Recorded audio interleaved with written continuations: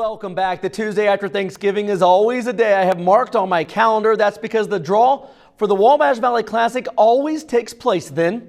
Today was no different. The 16 head coaches and athletic directors gathered at Terre Haute South High School for the 22nd annual Classic draw. The prestigious boys hoops tourney runs December 27th through the 30th at South.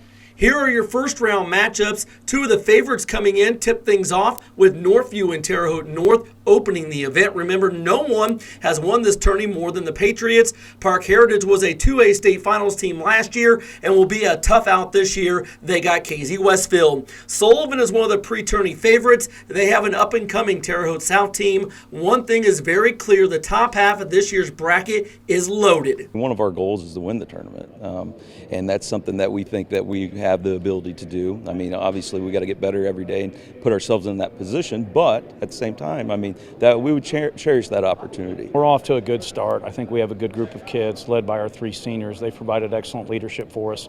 So we hope by the time we get to this tournament, we're playing our best basketball, and that'll give us a chance to win on day one, and that's all that matters, to play our best 32 minutes and find a way to beat a very good Northview team. To be able to win the Classic would be a great feat, but right now, just as a coach, I'm just looking to get better as a team. You like going taking on, kind of that David versus Goliath type of thing. It's kind of fun. It isn't always, good on the heart and soul. We are a team that this is something that's marked on our calendar in terms of something that we want to make a deep run in and feel like we're capable of it. I like my team. I like where we're at. I think we're growing and we'll get better as the season progresses.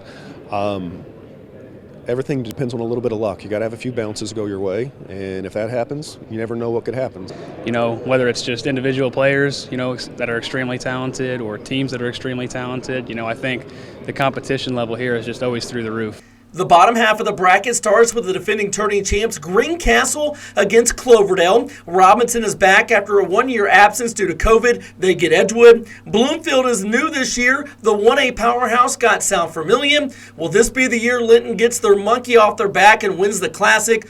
We'll start with the champ Tiger Cubs, who will once again enter as the underdogs.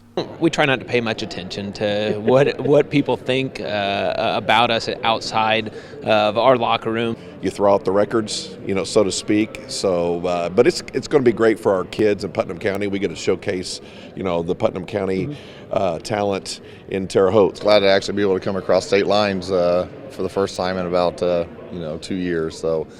No, we're excited. This has always been kind of the highlight of our season, other than the postseason play, and not being able to do it last year was, heartbreaking. Having to sit.